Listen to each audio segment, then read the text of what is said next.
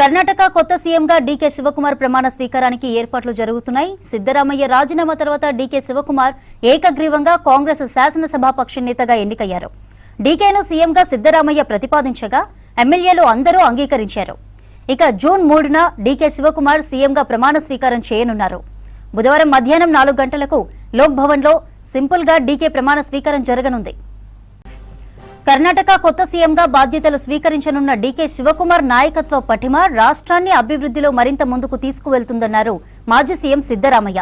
ముఖ్యమంత్రి పదవికి రాజీనామా చేసిన సిద్దరామయ్య తన సహచరుడు నెక్స్ట్ సీఎం డీకే శివకుమార్ పై ఎక్స్లో ఎమోషనల్ పోస్ట్ చేశారు.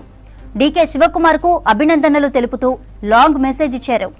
డీకేతో కలిసి పనిచేసిన సహచరుడిగా తనలో ఉన్న అపారమైన క్రియాశీలతను, అద్భుతమైన సంస్థాగత నైపుణ్యాన్ని, కాంగ్రెస్ పార్టీ పట్ల తిరుగులేని నిబద్ధతను చాలా దగ్గరగా గమనించానని చెప్పారు సిద్దరామయ్య.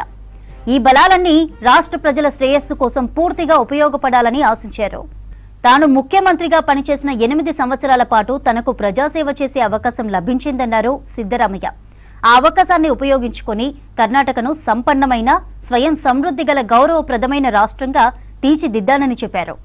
నేడు దేశంలోనే ఆదాయపరంగా కర్ణాటక అగ్రస్థానంలో నిలవడమే కాకుండా సంపద, అధికారం, అవకాశాలను సమానంగా పంపిణీ చేయడంలో రోల్ మోడల్ గా నిలిచిందన్నారు. కర్ణాటకలో తాము ప్రవేశపెట్టిన ప్రతి పథకాన్ని ఇతర రాష్ట్రాలు కూడా అమలు చేస్తుండడం తమకు గర్వకారణమని తెలిపారు సిద్దరామయ్య. తన తర్వాత రాష్ట్ర అభివృద్ధిని మరింత ముందుకు తీసుకువెళ్లాల్సిన గురుతర బాధ్యత ఇప్పుడు శివకుమార్ చేతుల్లో ఉందంటూ భరోసా ఇచ్చారు సిద్దరామయ్య. అందుకు కావలసిన పట్టుదల, సామర్థ్యం, దూరదృష్టి డీకేలో ఉన్నాయని బలంగా నమ్ముతున్నానని చెప్పారు.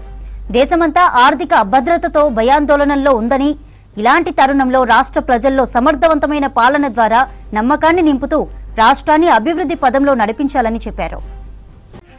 దేశంలో ప్రస్తుతం ఉన్న రాజకీయ పరిస్థితులపై డీకేను హెచ్చరించారు సిద్దరామయ్య. వచ్చే ఎన్నికల్లో తాము గెలవచ్చు లేదా ఓడిపోవచ్చని, కానీ సిద్ధాంతపరంగా ఎప్పుడూ ఓడిపోకూడదని సూచించారు. ఒక రాజకీయ పార్టీ సిద్ధాంతపరంగా ఓడిపోతే అది మనుగడ సాగించలేదని చెప్పారు.